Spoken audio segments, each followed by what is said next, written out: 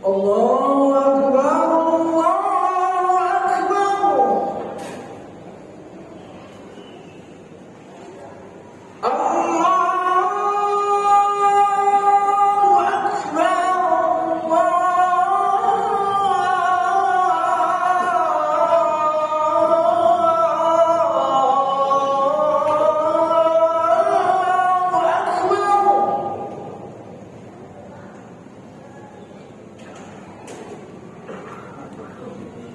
أشهد أن لا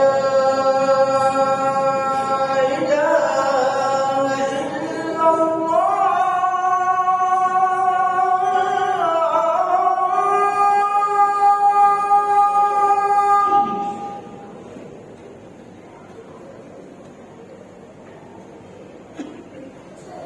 أشهد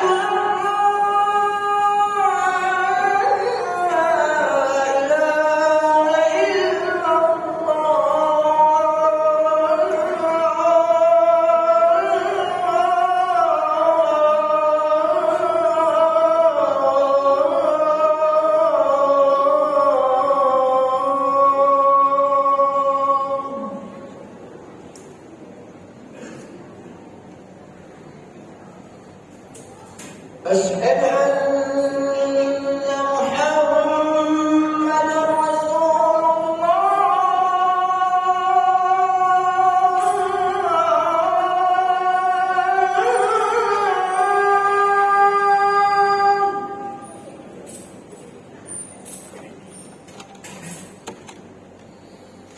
أشهد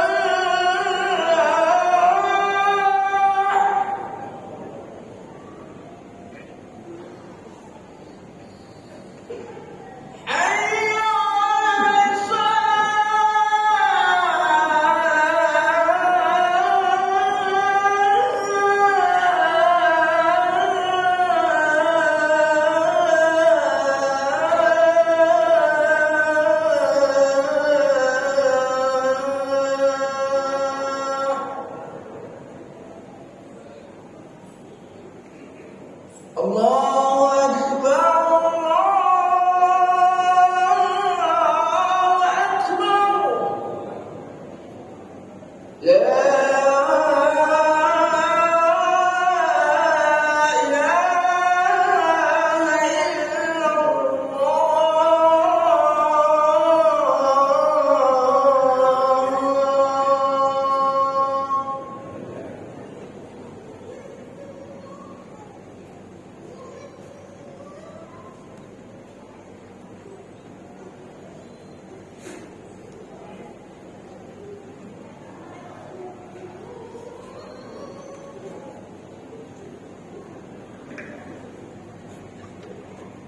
إن الحمد لله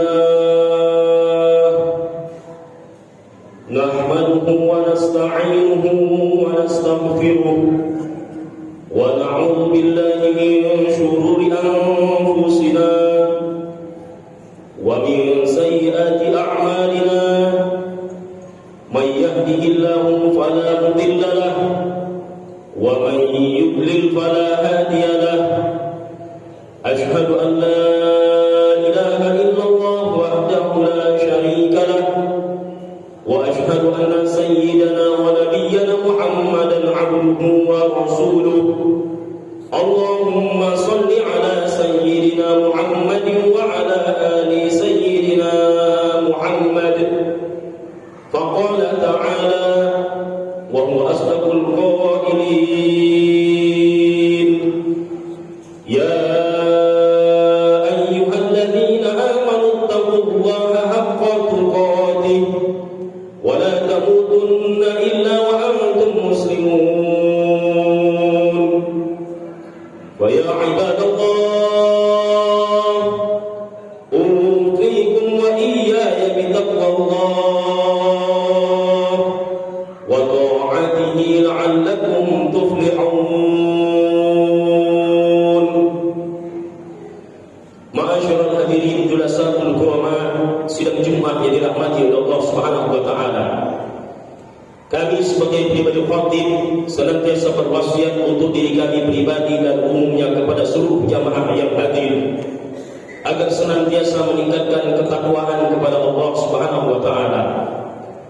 Takwa dalam arti menjalankan apa-apa yang menjadi perintah-perintah Allah Subhanahu wa taala dan meninggalkan apa-apa yang menjadi larangan-larangan Allah Subhanahu wa taala.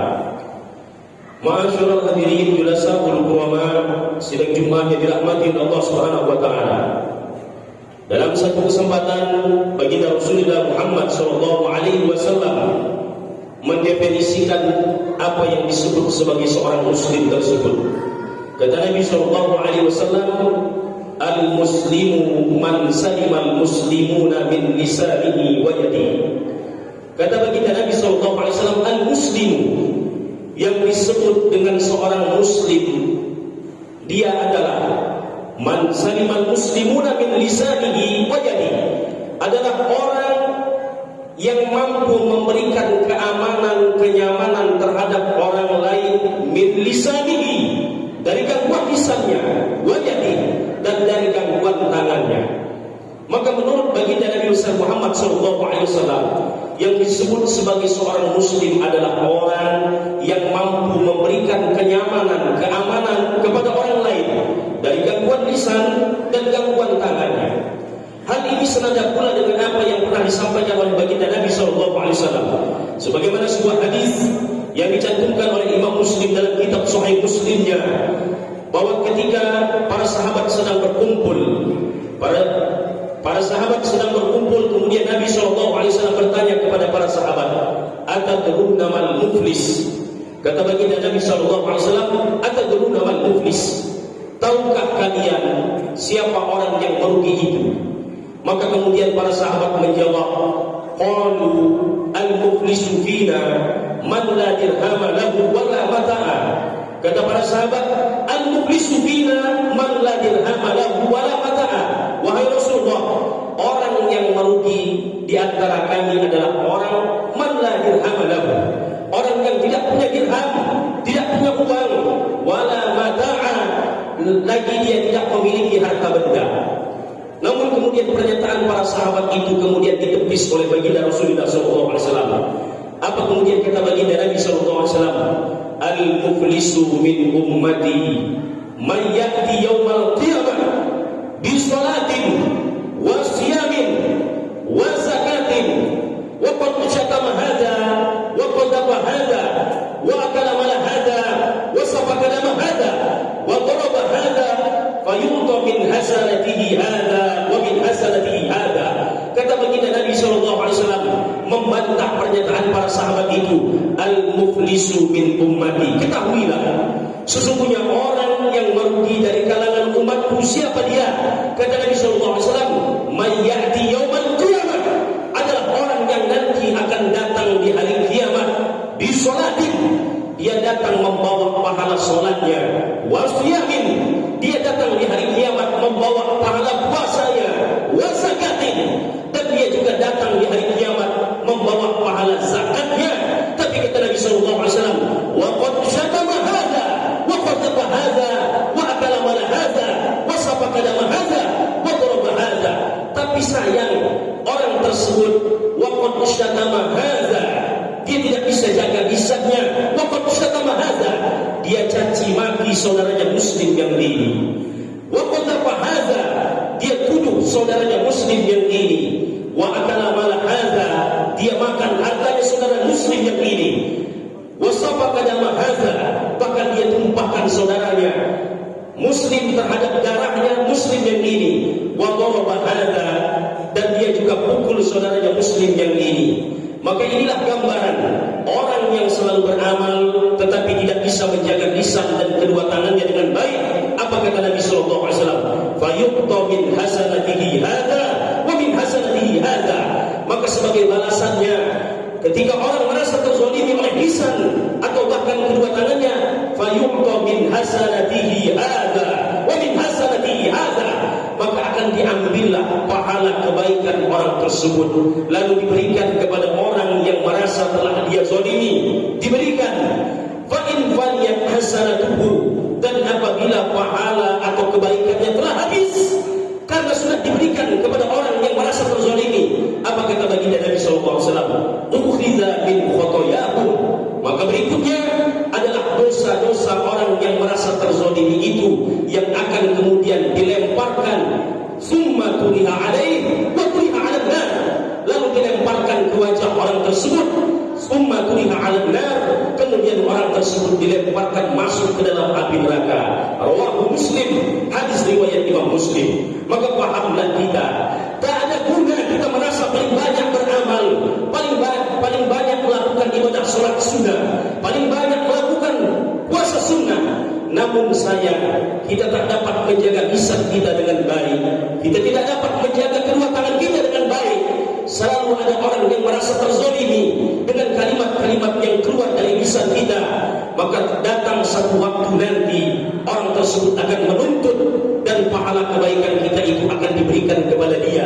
Dan bila telah habis seluruh pahala kebaikan itu, maka giliran dosa orang itu yang kemudian dilemparkan ke wajah orang yang merasa sudah terzalimi tersebut, lalu kemudian dilemparkan ke dalam api neraka. Wa iyyazubillah.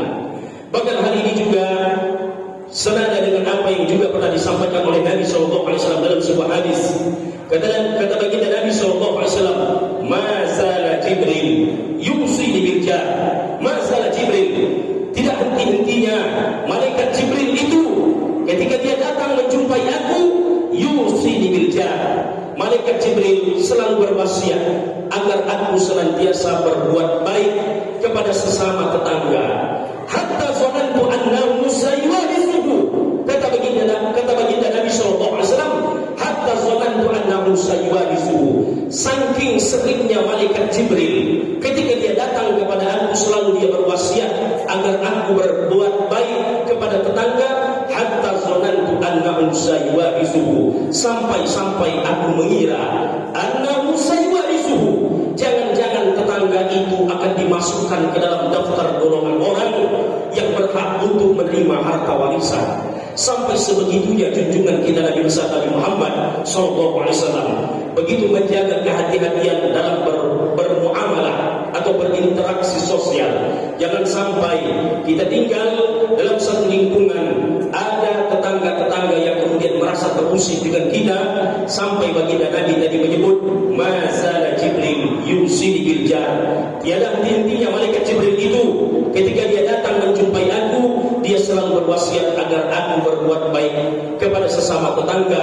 Hatta zanantu annahu sayuwarisuhu, sampai aku menduga, sampai aku mengira jangan-jangan tetangga itu akan dimasukkan ke dalam daftar golongan orang-orang yang berhak untuk menerima harta warisan. Mudah-mudahan kita semuanya akan dijadikan oleh Allah Subhanahu wa taala sebagai seorang muslim yang paripurna, imbang dalam keimanan, dalam amalan, sehingga kita juga dapat menyesuaikan amalan yang sudah banyak itu dengan menjaga lisan dan kedua tangan dengan sebaik-baiknya. Allahumma amin ya rabbal alamin. Barakallahu li wa lakum fil Qur'anil azim wa nafa'ani wa iyyakum bima fihi minal ayati wa dzikril hakim wa taqabbala minni wa minkum tilawatahu fastaghfiruhu innahu huwal ghafurur rahim. اللهم صل وسلم على سيدنا محمد وعلى آل سيدنا محمد. الحمد لله الذي أنعم علينا بالإيمان والإسلام. أشهد أن لا إله إلا الله الملك العلام، وأشهد أن سيدنا ونبينا محمدا عبده ورسوله سيد الأنام، صلى الله عليه وآله وصحبه وسلم وسلم تسليما كثيرا. أما